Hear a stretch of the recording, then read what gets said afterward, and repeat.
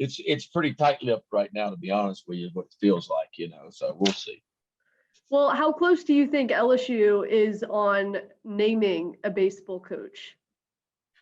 Well, for a lot of different reasons, I hope they're pretty close. I mean, anytime you get a new coach, you got a turnover, and some players will be added. Some players could be let go from a team. And a lot of these kids are wanting to know, where they stand with their respective universities. Assuming, let's say, Mike Bianco comes to LSU, then a lot of the Ole Miss kids are going to want to know how they stand with a new coach coming in. And I think a lot of the current LSU players are going to want to know how they stand with a new coach coming in as well. So you hope from that standpoint. You hope from recruiting. LSU and Nolan Cain has put together another really good class of recruits coming in next year. And so I'm sure those incoming recruits want to know anxiously who's going to be the next head coach. And hopefully it doesn't change their mind if you're an LSU fan, because I hear the class is a really strong one coming in, And so I think for a lot of different reasons, you'd like to get it over with as soon as you could. I also don't think that Scott Woodward, the LSU athletic director, I think he's been very diligent about this search. And I think he's uncovering every rock that he can. He's turning over a lot of different things if he can, and trying to figure out what's the best fit for LSU right now. And it sounds like it's down to Mike Bianco at Ole Miss and Cliff Godwin at East Carolina is what it sounds like it's down to. But who knows really what the truth is? I've heard Dan McDonald's name mentioned a few times over at Louisville. And so I don't know exactly where it's at, but it just feels like it's between Mike Bianco and Cliff Godwin to me. So with those two names, Cliff Godwin and Mike Bianco, obviously both have had time at LSU. Do you think either of the two could be a good fit, or one might be over the other? No, I don't think you go wrong with either one of those guys. And I think it's just a matter of, what you're looking for. If you're looking for the younger guy, maybe the guy that's going to be there for 20 years if he continues to win. Cliff Godwin, he's got all the SEC experience in the world as an assistant coach, as you know. Of course, he was at Notre Dame for a year. I think he was at Vanderbilt for a year. He was at LSU for 3 years, at Ole Miss for 4 under Mike Bianco when they went to the College World Series in 2014. And Cliff was a big part of that team and that recruiting class. He was the recruiting coordinator to put that team together in a lot of ways, And so he brings a lot of experience. And what he's done over at East Carolina for a mid-major is very impressive. I mean, in 6 full years, he's been to 5 tournaments, 3 super regionals, which is a strong resume at a mid-major. It just happened. He ran into a buzzsaw in Vanderbilt this year, and anytime you run into Vanderbilt, it can be really tough. For Mike Bianco, I mean, you're talking about experience. You're talking about a guy that's 21 years in the SEC, a guy that came up under Skip Bertman, a guy that was a head coach, at McNeese, I think it was, before he took a job at Ole Miss. He's been very successful. He's built that program from the ground up. I mean, all the way from the ground up. It was pretty much a nothing program when he took it over. He turned it into a powerhouse. And so and Mike's really good with people. And as you know, to be the coach at LSU, it's more than just coaching. I mean, you got to, hug all the people and kiss the babies and all that kind of stuff. You got to be good in front of the L Club and do all the speeches. And Mike checks all those boxes. Not that Cliff doesn't, but Mike just got a lot more experience, And so at the end of the day, it's a tough choice. But at the end of the day, I think you'd like to lean on that experience that Mike Bianco gives you, in my opinion. It's not a lateral move going for, and this is nothing against Ole Miss, but it's just not a lateral. People say, well, this is a lateral move for Mike. It's really not. I mean, when you're going to LSU, it's different than Ole Miss. If you look at the recruiting side of things, LSU has the TOPS program in place in the state of Louisiana. That is a huge recruiting thing with in-state kids. The Mississippi schools don't have that advantage. They don't have that when it comes to recruiting. So Mike more than likely will get, a better caliber player. Now, I think he's not had good players at Ole Miss because he has, but he'll get even a better caliber player at LSU for those reasons, I think, the in-state kids. And of course, Mike's got great ties. He always will to the state of Mississippi, obviously. And he gets a lot of his kids out of Alabama and Florida and places like that. And he'll be able to continue to check all those boxes too. So I don't think you go wrong either way. I just think if you're looking for the experienced guy, obviously it's Mike Bianco. And you said it's not a lateral move, but also is it more pulling at the heartstrings, given he played for LSU under that era? You were with him, one of his pitchers, when he was a catcher at LSU. If you think back to that time of what it meant to be an LSU Tiger and potentially to be the head coach of a program like that, do you think that pulls at you at all? I think so. I mean, look, anytime you're 21 years doing something, anything at one place, I guess is the way to say it, sometimes, not, and I can't speak for Mike. I'm just kind of looking on my experiences and anybody that's had a job for a long time. Sometimes it's a good thing to change, where you are. I think it rejuvenates you in some ways. It charges the batteries in some way. And look, Mike's a guy that's got a lot to prove. I mean, yes, he's been around the game a lot, but I still think he's very hungry, and he's hungry to prove that he is, one of the best coaches in the country. He's hungry to win a national title that he's never won before. I think, and he's hungry to get to Omaha more than obviously what he's got there. So I think Mike's got a lot of hunger and a lot of want to in him still left, even though he's in his, early 50s right now. But I think there's a lot left in Mike Bianco. And what a wonderful story it would be for a guy where it all began in an LSU uniform to return many years later as a head coach of, the greatest university in the country when you talk about college baseball, with the history and tradition that it has. And Mike, my era with Mike Bianco was in the late 80s, and it was the era that never did win a World Series title, but it was the building blocks, and we set the foundation of what would later come. And Mike was obviously a huge part of that. And he understands, the blood, the sweat, the tears that went into those, mid and late 80s teams that kind of set it all up for the teams of the 90s to come in and hit a home run as they did. And so he gets it. And I think if there's anybody that can unite this fan base, and he can unite all the former players of all the eras from going back to the 80s all the way through, he's a guy that understands the culture of Baton Rouge. He understands what LSU baseball means to the state of Louisiana and what it means all around the country. And I don't think you could pick a better guy as far as that goes, because Mike gets it because he's lived it before. And you can understand, you being his age, you've got some sons also playing college baseball, what it would mean to coach with your son potentially at your last stop. Yeah, that's a difficult thing. And I talked to Mike about this, 4 or 5 years ago when all of his kids were coming through high school. And I said, look, what about coaching your own kid? He's like, no. He said, I would never coach my own kid. He said, Ben, there's only two ways you can coach your own kid: if they're the best player on the team, or if they're the worst player on the team. And he said, my kids at the time are neither of those, and it's easy. If your kid's the best player, you plug him in every day. Nobody says nothing. If he's the worst player, you get him in wherever you can. And look, there's kids like that on every team. You get it. But he sent his kids off. He didn't want to coach his kids. Now, that was years ago. And I'll be the first one to admit, look, 15 years ago when the job came available, I called Mike Bianco and begged him to come to Baton Rouge and be the coach, and he wouldn't come. He was not ready for that. He was happy in Oxford. He had 5 young kids in Oxford. He was happy there, and I get it, and I begged him to come. But this is a different time in his life, and it's many years later, and he may be looking for a different challenge. He may be looking for a different move, and I think he would do really well. I'm sure you see some of the rumors too. They talk about bringing the dream team back. They've said, bringing you back as a pitching coach if he's the head coach, and Todd Walker as the hitting coach. What do you think of when you see all of that? I know you've got a pretty busy slate right now with broadcasting. Well, I would be flattered if he asked me to be the pitching coach, but I'm just going to tell you right now, in simple terms, there is no way in hell I'm going to be a coach anywhere at LSU. I'm just telling you, it's just, I love my off season.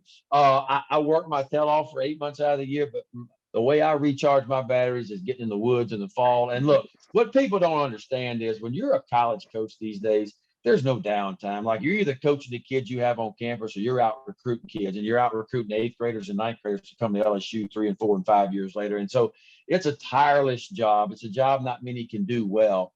And you got to have a ton of energy. Not that I don't. I'm just not in a point in my life where I want to go chase kids around and beg them to come to LSU. Now, having said that, if Mike Bianco ever asked me to come out, and I would be gladly, no matter who the coach is, if it's Cliff Godwin or Dan McDonald or whoever, and they want my advice and want me to come out and work with some kids in the fall, I'll be more than happy to do that. I would love to do that. I just don't want to be committed to a 12-month-a-year job. And that's what it really is. And I love working with kids, but I don't love them that much to be with 12 months out of the year.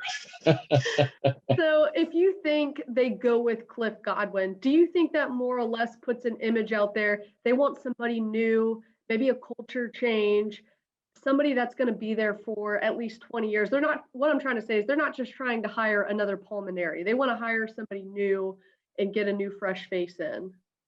Yeah, and that very well might happen, and Cliff Godwin is if you talk about young coaches or younger coaches around the country that's had a lot of success at mid majors, his name is right at the top, and it's just a matter of time. And look, I think what you're going to see happen, there's going to be a domino effect here.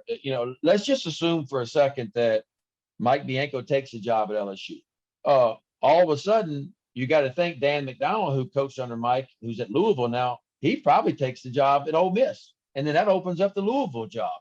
And so you could very well see all three of these coaches that we're talking about make a move at some point somewhere if the dominoes fall like that, And so Cliff Godwin's a fresh face out there. I love his enthusiasm. I love his emotions. I know you saw him the other day after they lost, he couldn't even talk. He was so upset. He's invested in his kids, man. He cares. And you love a coach that cares about his players. He cares about his university, and he wants to do well. And that's Cliff Godwin. And look, he's proved that over the years. And you don't see many mid-majors have the success that he's had, not being in a Power 5 conference. And he comes with a lot of experience of being, like we talked about, in the SEC. So he's coached under Mike Bianco and learned a bunch under Mike Bianco. He's coached under others, Paul Maneri. He coached under Corbin at Vanderbilt for a year. So my gosh, he's got a heck of a resume too. So I don't know that you could go wrong with him. If that's what you're looking for as a younger guy, I don't know that you could go wrong there. I really don't. I think those are two outstanding choices. When you look back on the season LSU had, obviously COVID does play a factor for all of college baseball last year. With the roller coaster season they had, is it still an attractive head coaching job? I think it's still the most attractive head coaching job in the country. There's no doubt, just because of the tradition, the fan support. There's not a fan base. And look, I know Mississippi State's doing some wonderful things. This is 3 years in a row for them at the College World Series. Arkansas, you're doing some wonderful things, although they got upset this year. Tennessee's having the season they haven't had in many 15, 16 years, whatever. But when you talk about the fan base across the SEC, you go around the country, you talk about, okay, name your favorite college baseball team, and the name LSU comes up more than any of them do, and so I still think it's the most attractive job out there just because of the history and the tradition that the program brought forward. And I don't know if you can do any better than that. But as you know, with accepting the job at LSU is accepting the most pressure-packed job there is in the country. And I've always said, playing baseball at LSU and coaching at LSU is like playing baseball for the New York Yankees and coaching for the Yankees. The expectations are higher there than it is anywhere else. And so it is not a job for everybody. It is not a place for all players to play because of the pressure to play there. And so it's a different kind of place because of the expectations. But you know that when you sign up for LSU. And if anybody knows it better than anybody, it's Mike Bianco. He knows it. And you can't help but recognize you're going to be returning a Dylan Cruz and Trey Morgan, Will Helmers, just a few of the freshman All-Americans that were named this year, if they don't transfer. So right. Looking at it from that standpoint, some of the talent you're going to be able to go in and coach right away, how much does that help? It's huge. And that's the thing we talk about with whoever takes over this job. Because, see, don't forget, you can transfer now without sitting out. So whoever the coach is that comes into LSU, what's going to stop that coach from bringing maybe one of his best players on his team right now and maybe a couple of his incoming recruits that are very good? Nothing can stop that coach from doing that.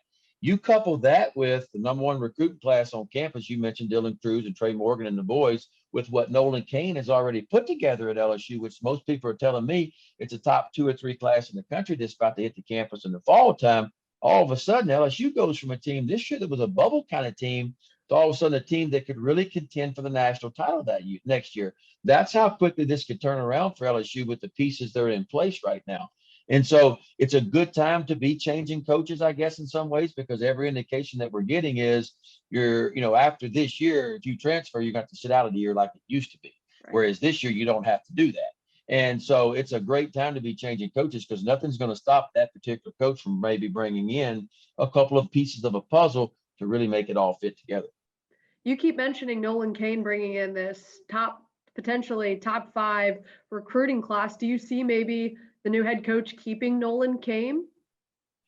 I think there's a strong possibility. And, you can make all kind of cases where LSU's maybe not developed the talent that they've got on campus. But the bottom line is, you go back 3 years ago, Landon Marceau's class was the number one recruiting class in the country by every measurement.